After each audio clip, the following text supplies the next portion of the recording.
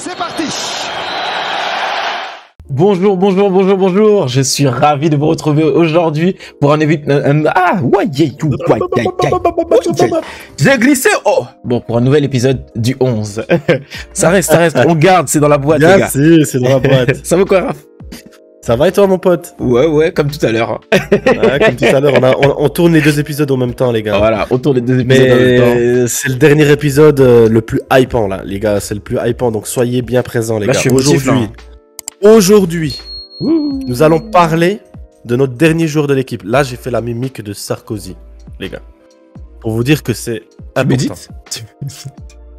C'est important, les gars. C'est important, les gars. Non. On doit parler, il y a deux postes différents, parce que comme on avait un dispositif qui était différent, Ouais. on peut voir l'équipe d'ailleurs de Gaou qui s'affiche. La mienne, on en parlera un petit peu plus plus tard. Mais on a un dispositif qui est différent. Lui, il va mettre... Dis-moi. Tu te protèges, là? On va parler de mon équipe plus tard, genre. Je sais que tu vas faire quelque chose de pas bien. Après, je sais pas qu'est-ce que tu prépares, mais... Vous allez me détester. Moi, je dois parler d'un attaquant. J'ai mon dernier attaquant, j'ai mon dernier BU. Il va pas mettre Morata, quand même. Je dois le dire. Et Gaou, il doit mettre un 6. Un milieu défensif. C'est ça? Ouais, c'est ça. Il y a débat. Aujourd'hui, on discute. Aujourd'hui, ça se tape. Aujourd'hui, ça se tape. Octogone. Ah là là. Aujourd'hui, vous allez pas forcément m'insulter sur mon choix, mais je pense que vu mon discours que j'ai eu tout au long de la saison, Bon, on avance parce que là concrètement, comment ça va se passer? On va essayer de faire deviner notre joueur à l'autre. Là, en une minute. Voilà. Et ensuite, on va décrire un peu sa carrière, en tout cas sa décennie. Débattre un peu, essayer de comprendre les choix tactiques vraiment valider aussi un peu toute notre équipe, pourquoi on a pris ces joueurs-là, pourquoi ils sont liés, qu'est-ce qu'on peut faire avec ça. Je pense que cet épisode, il va durer un peu plus longtemps que d'habitude. C'est possible. Peut-être qu'on fera peut-être un épisode d'analyse un peu de l'équipe, plutôt que de faire un épisode beaucoup plus long là. Je sais pas, on va voir. On va se laisser... Je pense que peut-être que l'analyse, on peut le faire peut-être en live avec les viewers, on verra. Ouais, à voir dans les commentaires. Qu'est-ce que il y a moyen aussi. Il y a moyen. Pourquoi pas un événement, disons, pourquoi pas non, pas ce vendredi. Si, ce vendredi, ça peut être bien, ce vendredi. On est le 25, là, ce vendredi. Mal, dites-moi ce que vous en pensez dans les commentaires. Ouais. Nous rejoindre sur Twitch à 20h, ce vendredi. Moi je dis les gars, soyez prêts, parce qu'on va parler de toute la saison du 11, on va parler de quelques commentaires, pourquoi pas des petits off aussi, et puis pourquoi pas de pouvoir parler un petit peu de quelques remplaçants qu'on aurait voulu avoir aussi dans notre équipe. C'est ça. Pourquoi pas aussi, bien sûr, vous laissez aussi faire votre propre 11 avec des sondages. Ouais, à fond. Avec des sondages. Et lire le 11 du Twitch, le 11 des viewers Twitch, ça serait voilà. Ou peut-être choisir parmi nos deux 11, lequel est le plus représentatif du football que vous aimez. Exactement. Donc, voilà, ça se fera le vendredi 25. Je pense que cette vidéo-là, elle va sortir peut-être... Les deux vidéos du 11, elles vont peut-être sortir à des moments... ce sera peut-être pas le mercredi à 11h. Je sais pas. Ouais. Parce que ça peut être un peu proche, on va voir. On verra. En tout cas, moi j'ai envie de te poser une question, clairement, pour essayer de deviner ton joueur. Ouais. Un numéro 6. Ouais. Est-ce que tu pourrais me dire... Ouais. Est-ce que c'est un... Pour me donner un indice, est-ce que c'est un numéro 6 qui a gagné une Coupe du Monde? Ouais. Ah, il a gagné une Coupe du Monde dans la décennie 2010-2020? Ouais. Ça limite le choix. Moi, je peux te donner un indice. Ouais, alors attends, parce que là, en 2014, il y a l'Allemagne, après il y a la France en 2018. Je vais pas prendre un joueur du Real. Parce que tu peux me donner un joueur du Real en 6 à ce moment-là. Ouais, j'allais te demander. T'en as même deux, t'as Kedira, t'as du... C'est possible, tu vois, Kedira, c'est possible. Mettre un Kroos, c'est pas Kroos? Non. Il est pas au Real, il est pas en Espagne même, carrément. Alors c'est un joueur français? Tu vois, il y avait... Ouais. Un joueur français? Ouais. En 6? Ouais. En 6? Ouais. Mais c'est pas un vrai 6. Ah, Mais c'est un 6 qu'on aimerait voir en 6. Ouais. S'il vient à Paris, moi je le veux en 6. N'Golo Kanté, gros. Mais ouais, mais je te comprends, frérot. N'Golo Kanté. En 6, mais tous les jours je le mets en 6. En 6, en 8, en 10, tous les jours. C'est le Chuck Norris. Je vais juste. Voilà, je vais pas commencer à justifier mon choix. C'est le Chuck Norris du football. On a fait des N'Golo Kanté, il fait le tour de la planète en 90 minutes et il est même pas essoufflé. Des trucs comme ça, en fait. Je vous jure. Non, moi, c'est une légende avec N'Golo Kanté. Et son parcours, en fait, moi, je suis obligé de le. Ah, légende, c'est trop fort. Non, quand je dis c'est une légende, c'est. En fait, c'est le parcours. Le parcours, il est légendaire. Il jouait en 3 ans. En 3 ans, 4 ans. T'es mal la progression du book. Il va gagner une Coupe du Monde. T'as beaucoup de gars. Il y a 4 ans. Est-ce que c'est des légendes? Tu peux pas placer. Non, c'est pas des légendes. C'est pas Platini, c'est pas Platini, c'est pas Platini, c'est pas Zidane. C'est sûr. Ok.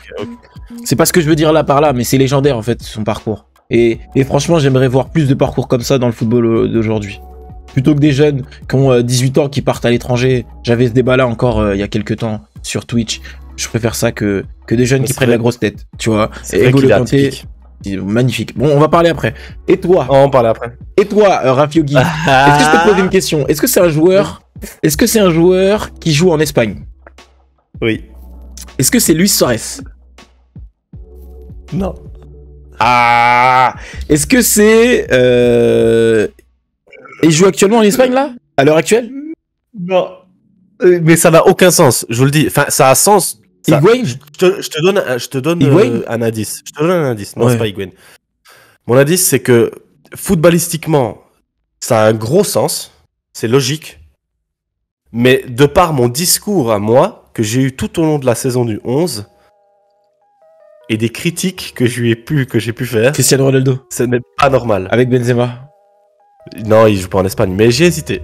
Mais je l'aime tellement pas assez pour le faire. Attends, il y a Suarez, sinon il y a qui? Costa? Il joue pas en Espagne actuellement encore. Ah mais... C'est dit. Il a joué en Espagne. Ah, il a joué en Espagne. Il joue dans quel pays? Ah, je peux pas te dire si tu... Comment ça? Il a joué en Espagne et il est plus en Espagne et il joue encore au football à l'heure actuelle. Il joue encore au football, mais il devrait arrêter. Franchement. Il aurait dû arrêter déjà. Il aurait dû arrêter. En tout cas, il aurait pas dû partir d'Espagne. Donne-moi un indice, s'il te plaît. C'est un voleur. C'est un voleur de ballon d'or. Un voleur de ballon d'or? C'est un voleur de ballon d'or. Ah. Fais pas genre tu l'as pas. Cet épisode se termine là, merci. Encore un Messi, encore un Messi, encore un Messi, encore un Messi. Encore un Messi. Ouais, c'est un troll. Je vous ai ça troll. Messi. Encore un Messi. Je vous jure, c'est un troll ce mec. C'est incroyable, il a pas le droit de faire ça.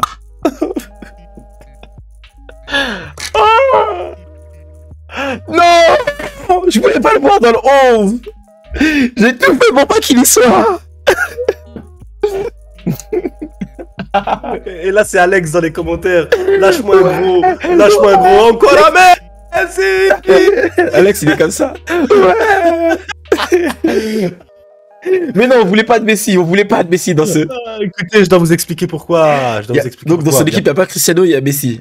Et dans la mienne, il n'y a pas Messi, il y a Cristiano. Exactement. Et j'ai fait exprès. Équilibre. J'ai fait exprès.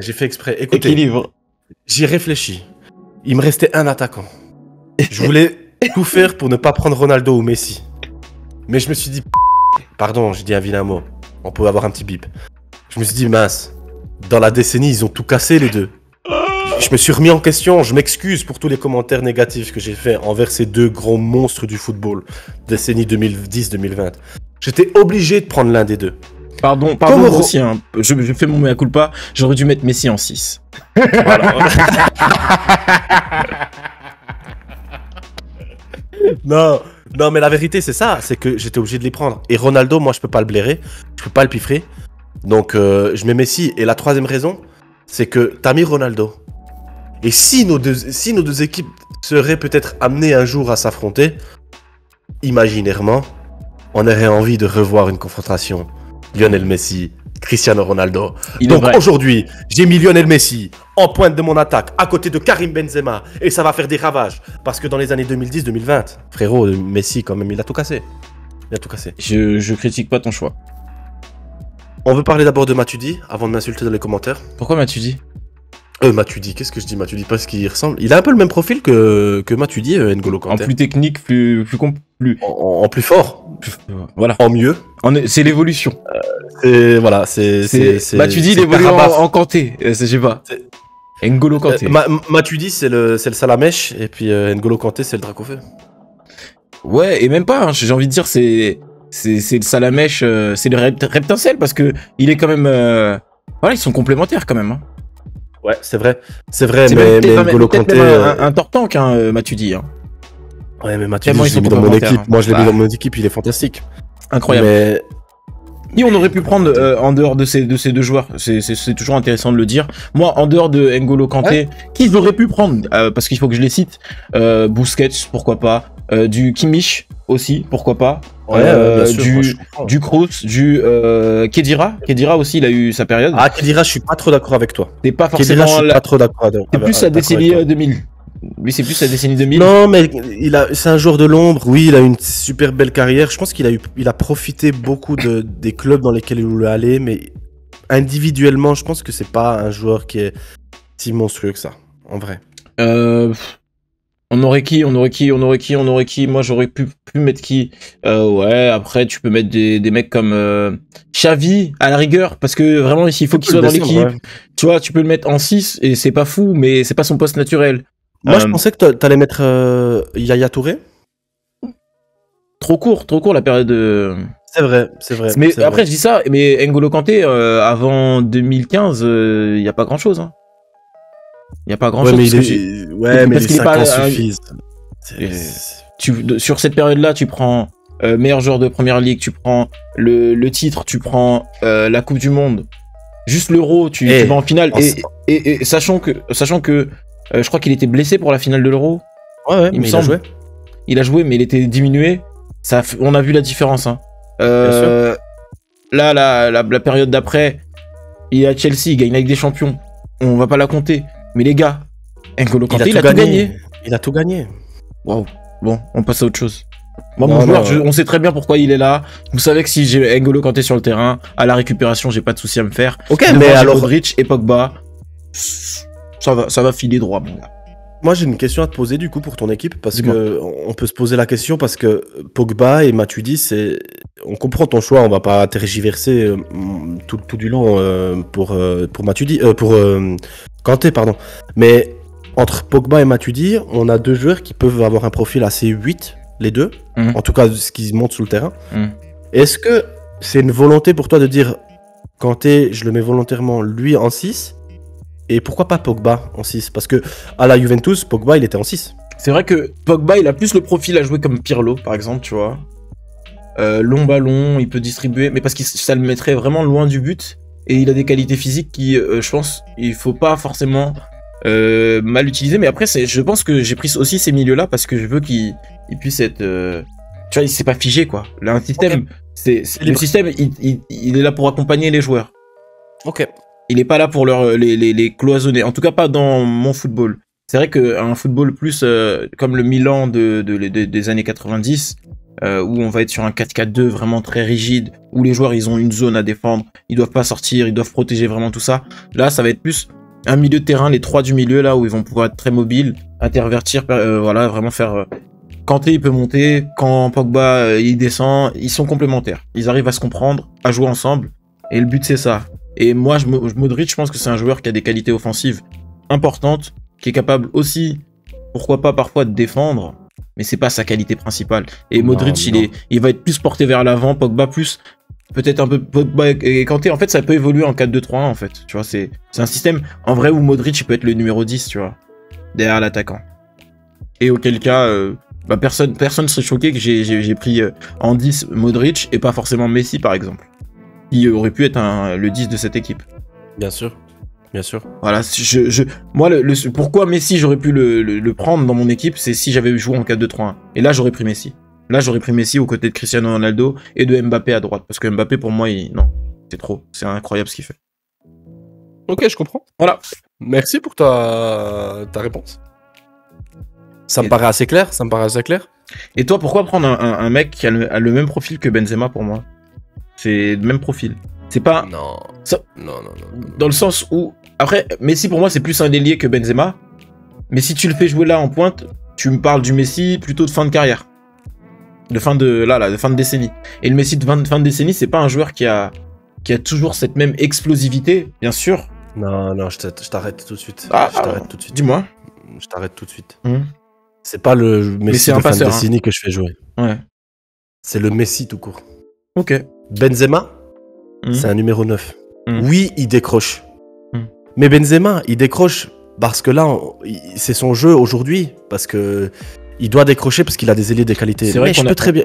On a vu contre Paris là qu'il décrochait pas forcément. Hein, parce que quand il est dans la surface, c'est dangereux. Voilà ce que j'allais te dire.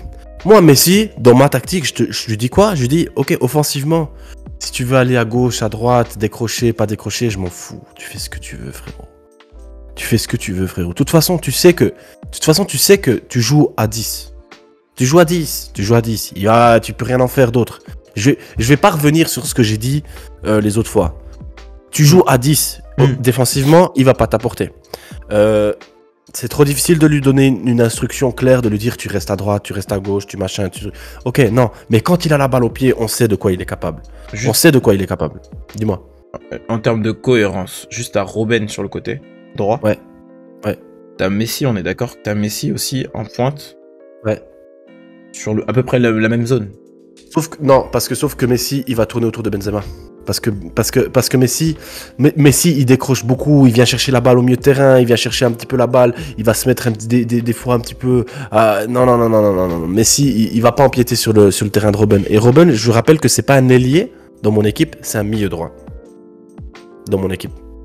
Ouais, mais l'intérêt de Robben, c'est de pouvoir le voir repiquer dans l'axe. Ouais, mais la vérité, c'est que tu peux pas te permettre de pas prendre un Messi dans ton équipe. Quand il touche le ballon, Messi, il peut... Moi, c'est pas déclenche. Moi, c'est pas ça que je reproche, c'est plus... Enfin, que je reproche, ou que sur quoi je mets l'accent, c'est plus sur le fait que, dans ce cadre-là, Messi jouera avec un joueur qui a le même profil que lui, que ce soit en pointe ou sur le côté.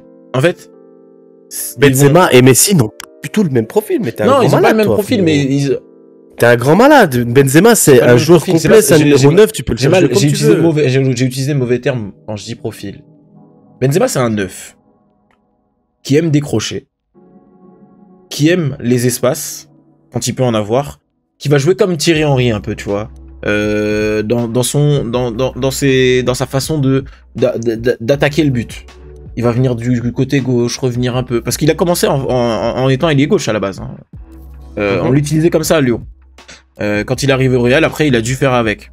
Et quand il y a eu Cristiano Ronaldo qui était lui-même ailier gauche, et qui parfois repiquait dans l'axe, etc. Benzema, il a comblé le vide. Il a été. C'est un joueur intelligent, en fait, Benzema. Très intelligent dans son placement, dans son positionnement. Offensivement, quand tu as Benzema, tu as des facilités. Maintenant, Messi. C'est un joueur tout aussi intelligent, mais qui a des zones de jeu en fait qui sont loin du but, je trouve. C'est un joueur reculé en fait en termes d'attaquant. C'est un attaquant reculé, c'est un mec en soutien, etc. C'est un faux neuf. C'est un faux neuf. Il peut jouer en 10, il peut jouer en ailier. Ouais, c'est ça. Alors que Benzema, il peut jouer en ailier, il peut jouer en 10 et il peut jouer en 9. Ouais. Mais Benzema jouera en 9. Point.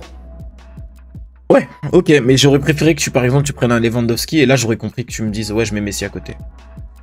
Parce que c'est un vrai neuf. Non, parce que Benzema il m'a prouvé que Benzema tu peux le faire jouer dans n'importe quel disposition, il va s'adapter. C'est un professionnel et il est extrêmement fort dans tous les aspects du jeu. Et si aujourd'hui il décroche et qu'il aime jouer comme ça, c'est parce que il sait très bien que c'est comme ça qu'il doit jouer là. Et quand il joue avec la France, il joue un petit peu différemment que quand il joue aussi avec le Real Madrid. Et quand il a joué contre le PSG là ces dernières semaines, il a pas beaucoup décroché. Le mec, il est resté comme un Inzaghi, il a attendu l'erreur. Et on l'a pas vu du match pendant 60 minutes et tout d'un coup, il arrive au pressing. Le bloc équipe était haut. Non, Benzema, tu peux en faire ce que tu veux. C'est le joueur le plus modulable de mon équipe. Benzema, tu lui dis fais, il te dit. Je suis d'accord. Bon. Pour moi, il y a lui et Alaba, voilà, tu peux les utiliser un peu voilà, en couteau suisse. Et quand tu dis que Robben et Messi vont peut-être se marcher dessus. Marcher dessus, je pense pas, parce que Robben, oui, il a tendance à vouloir rentrer sur le côté gauche. Mais Messi, rien ne l'empêche de poupouvoir prendre l'espace. Prendre l'espace, bien sûr. Et pouvoir refaire la même chose derrière et intervertir, permuter. Et moi, je pense que justement, l'association ça crée des problèmes. Ouais. Karim Benzema, Lionel Messi, c'est quelque chose que j'aurais voulu voir parce qu'on a vu l'association Ronaldo-Karim Benzema et malheureusement, Ronaldo a pris le dessus sur Benzema et Benzema a dû servir Ronaldo tout du long.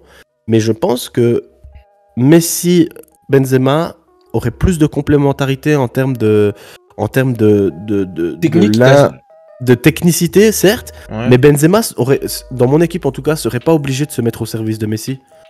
Je pense que Messi n'a pas besoin qu'on lui mette, qu'on le serve. Messi, il prend la balle, il fait les choses. Et au contraire, je pense qu'il jouerait en triangulation avec. Je pense que ça irait même mieux qu'avec un Suarez en fait. Je pense que Benzema, il est le joueur parfait pour n'importe quel autre attaquant. Sincèrement, je pense que Benzema, c'est le meilleur attaquant de l'histoire de France, simplement. Et je pense que tu peux le faire jouer avec n'importe qui. Je suis pas encore à dire que c'est le meilleur de l'histoire. Thierry Henry, il a été très très fort, il a été très fort mentalement, il a montré des choses. T'as eu des mecs avant aussi, que je vais pas citer là tout de suite parce que j'ai pas regardé toute l'histoire des attaquants de France, mais il fait partie des meilleurs. Il y avait Mbappé aujourd'hui qui est en train de montrer qu'en termes d'attaque, voilà. Ok, numéro 9 de l'histoire alors. Je sais pas moi, Giroud moi il m'a bien régalé, mais je vais pas dire que c'est, je peux pas le mettre dans le débat meilleur parce que c'est pas le meilleur, mais il a marqué l'histoire de l'équipe de France bien sûr, en 9. Et pour moi Benzema en 9 en équipe de France.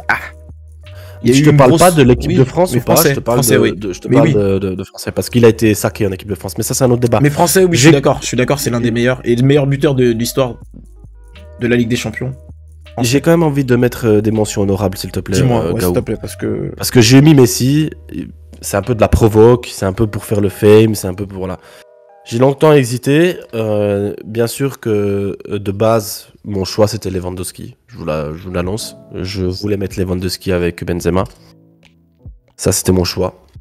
J'ai longtemps hésité aussi avec Ibrahimovic, quand même. Qui est l'attaquant que j'ai le plus apprécié. Le numéro 9 que j'ai le plus apprécié durant la décennie. Je vous le dis honnêtement parce qu'il me fait rire. Simplement, j'aime trop sa personnalité, il me fait rire. Physiquement, c'est un monstre. Techniquement, il est extraordinaire. C'est un athlète et puis j'aime trop sa mentalité. Mais malheureusement, dans les grands matchs, il n'a pas toujours été présent. Et dans les moments décisifs, il n'a pas toujours été présent. Régulier, mais pas décisif. Et un petit peu déçu de ce qu'il a pu faire au PSG. Même s'il a été extraordinaire, hein, mais on a vu que dans les moments très importants en Ligue des Champions, c'est pas là qu'il a été le plus décisif. Donc dommage. C'était le cas aussi à la Juve, à l'Inter, au Milan. Et voilà, je pense qu'il a une fin de carrière qui est plus incroyable que son début de carrière, simplement. Mais voilà, c'est un peu les joueurs avec lesquels j'ai hésité. J'ai mis Messi. Mais je sais qu'un joueur comme Messi, tu le mets dans ton équipe dans les années 2010 à 2020, parce que là, il était en forme physiquement, il était bon, il n'était pas comme maintenant au PSG, hein, parce que maintenant, tu peux rien en faire. Mais à l'époque, là, je pense que Messi, à tout moment dans un match, il peut te faire tourner le match en ta faveur. Sincèrement. Tu peux pas le nier. C'est indéniable. Et moi, c'est aussi ça que je soulignais quand j'ai mis Mbappé, c'est que t'as le joueur qui a le plus prouvé de l'histoire à ce poste-là, je pense. On peut pas, qui peut dire. Voilà. Et moi, je pense que c'est la culture du moment, de l'instant. Mbappé, il est en train de briller avec le PSG, Messi, non.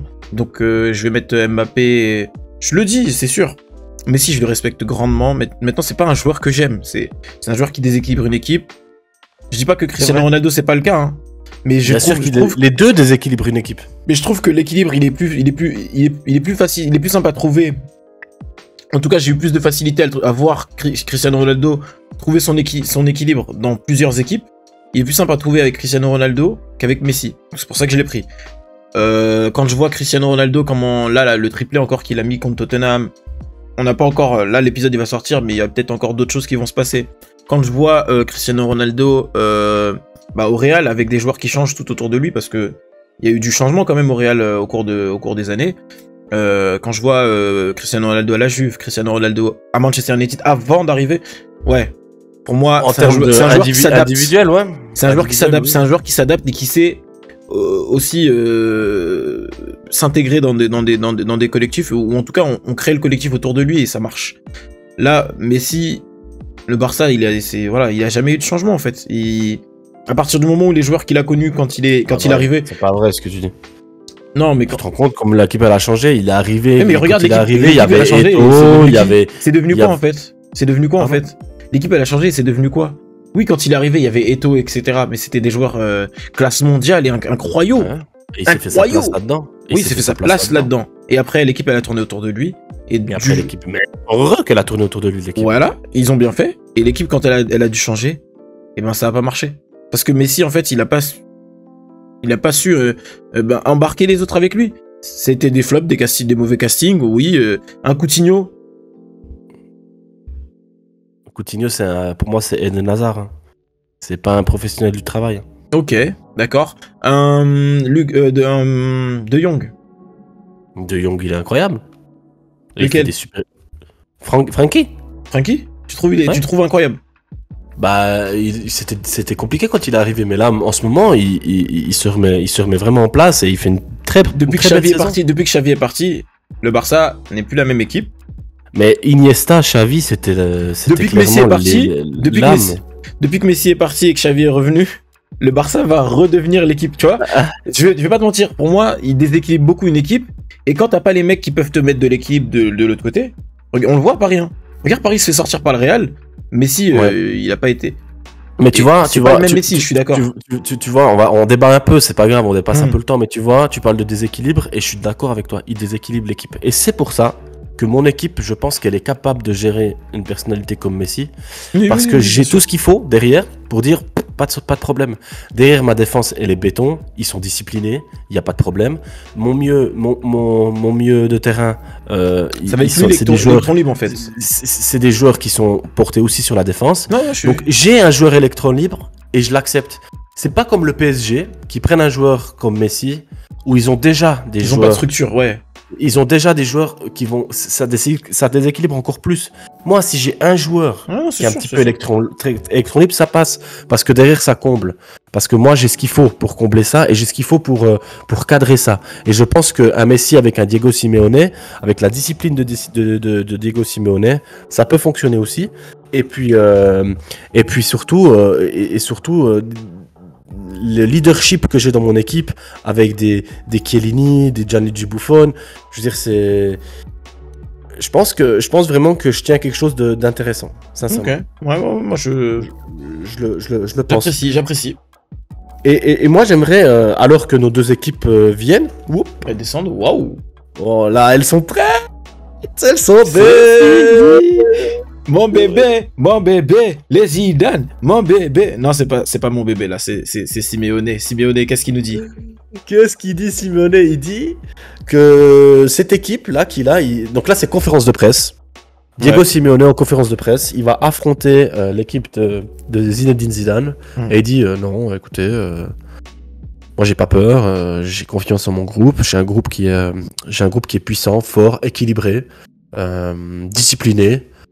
Technique, et porté sur un gros volume de jeu, je pense clairement on n'a pas beaucoup de possibilités de se mettre en difficulté, mais au contraire, on est une équipe qui va mettre en difficulté nos adversaires. Donc voilà ce qu'il te dit, Diego Simeone. Et il te dit qu'il a pas peur, et il te dit droit dans les yeux, il te dit Gaou, non, Zidane, ton équipe, elle me fait pas peur. Au contraire, je la mange. Ok. Et Zidane maintenant, en conférence de presse, il dit mauvaise imitation de Zidane. Moi, je vois qu'on a dupliqué certains de mes joueurs. Il y a Modric 2 fois sur le terrain. Il y a Dani Alves 2 fois sur le terrain. Je comprends pas trop ce qu'est votre football. Mais je pense que on va repartir avec les 3 points aujourd'hui, c'est ça qui compte, la victoire. L'objectif c'est de faire en sorte que Simeone il rentre à Madrid et qu'il nous laisse tranquille. Voilà, c'est tout. Et puis si vous n'êtes pas d'accord avec moi, dites-le à Cristiano, hein, il va vous mettre un triplé, vous allez voir. Ah oh. Voilà, tout simplement ce que je voulais vous dire. Ça parle français. Voilà. Mais on peut le faire en espagnol, hein. Habla espagnol. Hablo español un poquito porque juego en Madrid, soy madridista, juego en Madrid durante 4 años, es bueno, soy el entrenador de equipa durante todo el tiempo. Bon, allez, on mettra les sous-titres. Voilà, on va sous-titrer pour les néophytes en espagnol. Non, écoute, je pense qu'on a 2 belles équipes, hein. En vrai, moi, je suis content pour que ce projet ait vu le jour et qu'on ait pu construire ces équipes-là. Mais ensemble. Le projet n'est pas fini, hein. Le projet n'est pas fini. On a tellement de choses à se dire encore. Ouais, il y a le live là. Il y a le live qui. Soyez prêts pour le live. Le live 24 heures avec Rafiogi qui. Non, je rigole. Il met dans la sauce. Il a vu trouble. Il met dans la sauce. On va essayer de faire un beau live là le 25. On s'organise. Non, on va pas essayer. On va faire un beau live le 25. Ça va être un live d'anthologie, les gars. Voilà, donc n'hésitez pas à nous rejoindre, c'est vendredi 25 à partir de 20h sur Twitch, la chaîne Twitch Gaoufou. On va pouvoir vous proposer vraiment du bon contenu, des quiz, des petites animations. Vous allez voir ce que vous allez voir. En tout cas, je me prépare pour ça. Ouais, en tout cas, merci infiniment. N'hésitez pas quand même à vous abonner sur la chaîne YouTube, lâcher un petit like. N'hésitez pas à lâcher aussi un petit commentaire, ça fait toujours plaisir. C'est la fin de la saison, mais c'est pas la fin du plaisir parce qu'il y aura d'autres décennies à parler, il y aura d'autres choses. Mais allez donner de la force, s'il vous plaît, à mon pote Gaou. Il en a vraiment besoin. Parce qu'il fait du contenu de qualité, il est régulier, il est toujours là.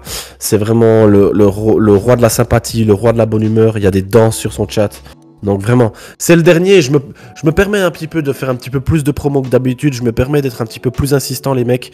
Mais allez lui donner de la force, s'il vous plaît, les mecs. C'est gentil. Et soyez présents pour le live parce qu'on a besoin de force. On va foutre le feu, on va péter le chat, on va péter Twitch. Et puis c'est parti, les gars. En tout cas, c'était un plaisir. Moi, je voulais dire déjà merci à Rafiogi pour sa présence. Merci à vous pour votre présence aussi. Vous regardez cette émission depuis 11 épisodes déjà. On s'est fait plaisir sur cette série. Je vous prépare une surprise. La casquette de l'avenir. On va voir. Regarde quand même s'il n'y a pas un épisode bonus peut-être qui se cache dedans. Hein. Tu peux la retourner? Il n'y a rien dedans?